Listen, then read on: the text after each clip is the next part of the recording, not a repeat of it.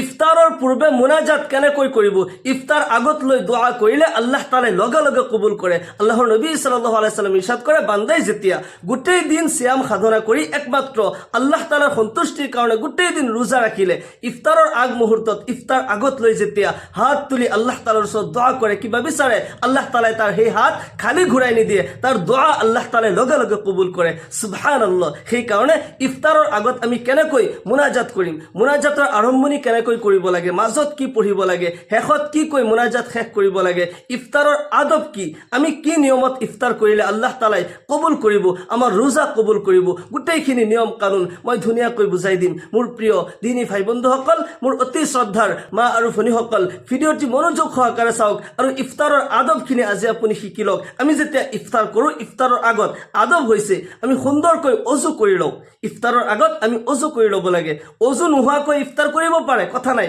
কিন্তু অজু কৰি ল'লে আল্লাহ ৰাব্বুল আলামিন দুই শ্ৰেণীৰ মানুহক বেছি ভাল পায় পছন্দ কৰে ইন্নাল্লাহা ইউহিব্বুত তাওয়াবিন ওয়া ইউহিব্বুল মুতাতাহহিৰিন এজন হৈছে যিসকলে নেকি তওবা কৰে গুনাহ কৰাৰ পিছত তওবা কৰে আল্লাহ তাআলাই তেওঁলোকক ভাল পায় পছন্দ কৰে দুই নম্বৰত হৈছে যিসকলে পৰিষ্কাৰ পৰিচ্ছন্নতা অৰ্জন কৰে পাক পবিত্ৰ হৈ থাকে সেই কাৰণে ইফতাৰৰ আগত আমি সুন্দৰকৈ অজু কৰি ল'ম আল্লাহৰ নবী সাল্লাল্লাহু আলাইহি সাল্লাম ইৰশাদ কৰে যিসকলে সুন্দৰকৈ অজু কৰে আল্লাহ তাআলাৰ পক্ষৰ পৰা তেওঁলোকৰ বাবে দুটা পুৰস্কাৰ হয় এক নম্বৰত তাৰ অজুৰ অংগৰ দ্বাৰা যিমান গুনাহ হৈছিল হাত ভৰি নাক কাণ চকু এইবোৰৰ দ্বাৰা যিমান গুনাহ হৈছিল অজুৰ পানীৰ লগে লগে খহি পৰি যায় আল্লাহ তাআলাই মাফ কৰি দিয়ে সুবহানাল্লাহ দ্বিতীয় নম্বৰ পুৰস্কাৰ হৈছে যিসকলে সুন্দৰকৈ অজু কৰে আল্লাহৰ নবী সাল্লাল্লাহু আলাইহি সাল্লাম কিয়ামতৰ দিনাখন সেইজন ব্যক্তিক দেখিলে চিনি পাই যাব সেইজন ব্যক্তিৰ হাত ভৰি চেহাৰা নাক কাণ এইবোৰ নূৰৰ দৰে জিলিকি থাকিব আল্লাহৰ নবী সাল্লাল্লাহু আলাইহি সাল্লাম দূৰৰ পৰা দেখিলে চিনি পাই যাব সেইসকল মোৰ উম্মত হয় সেইসকলক শাফাআত কৰি আল্লাহৰ জান্নাতত প্ৰৱেশ কৰাব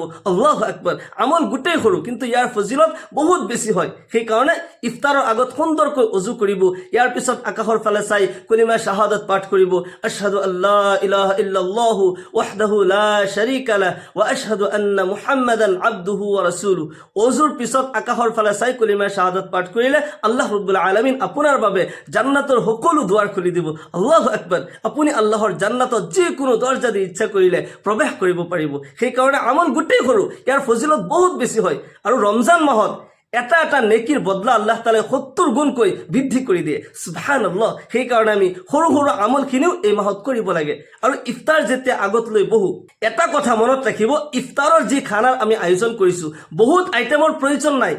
হালাল হ'ব লাগিব লাগিলে কমেই হোক দুটা তিনটা আইটেমেই হোক মনত ৰাখিব গোটেই দিন কষ্ট কৰি যে আমি ৰোজা ৰাখিলো যদি সেই ইফতাৰৰ খানাখিনি যদি হাৰামৰ হয় হাৰাম উপাৰ্জনৰ হয় তেতিয়াহ'লে আমাৰ ৰোজা কবুল নহয় ইফতাৰ যিখিনি আগত লৈ বহিছো এইখিনি যাতে ৰিজকে হালাল হয় মোৰ উপাৰ্জনৰ হয় মোৰ মেহনতৰ হয়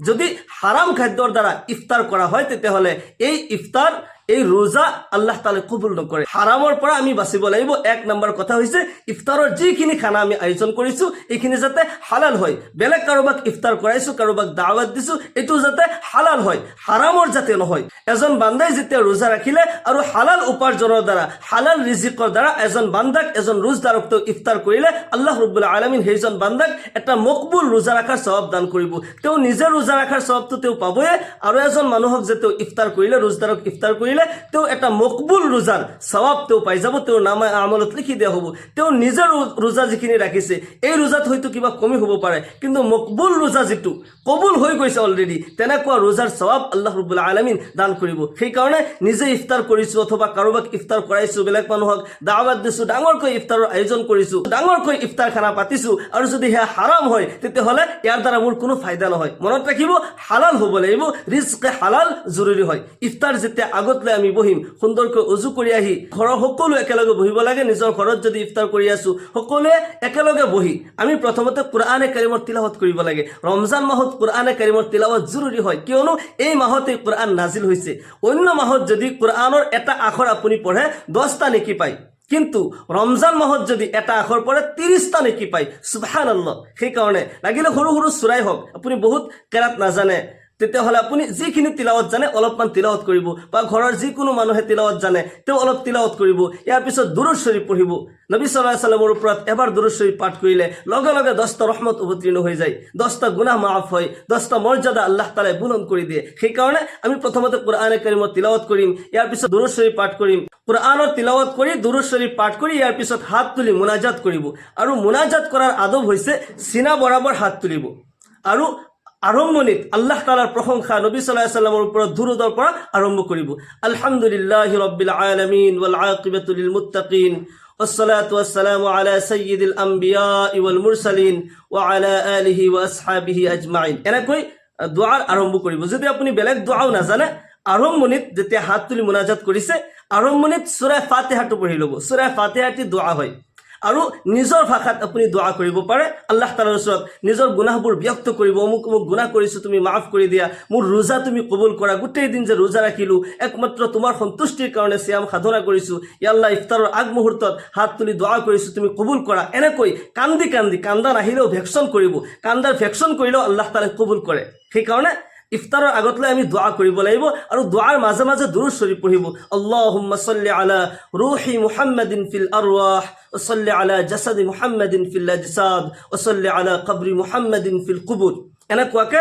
আপুনি মাজে মাজে দুৰুদ শৰীফ পঢ়িব। নিজৰ ভাষাত আপুনি দোৱা কৰিলে বা দোৱা যেতিয়া শেষ কৰে, মুনাজাত শেষ কৰোঁতে বিৰহমাতিকা ইয়া আৰহামাৰ ৰাহিমিন কৈ আপুনি মুনাজাত শেষ কৰিব। আপুনি যিয়েই বিচাৰে ইফতাৰৰ আগমুহূৰ্তত হাত তুলি দোৱা কৰিলে আল্লাহ তাআলাই লগে লগে কবুল কৰে। মুনাজাত শেষ কৰি ইফতাৰ কৰাৰ আগত আপুনি এটা দোৱা কৰিব। আল্লাহৰ নবী সাল্লাল্লাহু আলাইহি ওয়াসাল্লামে সৰু এটি দোৱা, নবী সাল্লাল্লাহু আলাইহি ওয়াসাল্লামে নিজেই দোৱাটি পঢ়িছিল। আবু দাউদ শৰীফৰ ৰিৱায়াত হয়, যেতিয়া ইফতাৰ আগত আহে, ইফতাৰ কৰাৰ সময়ত আপুনি এই দোৱাটি পঢ়িব।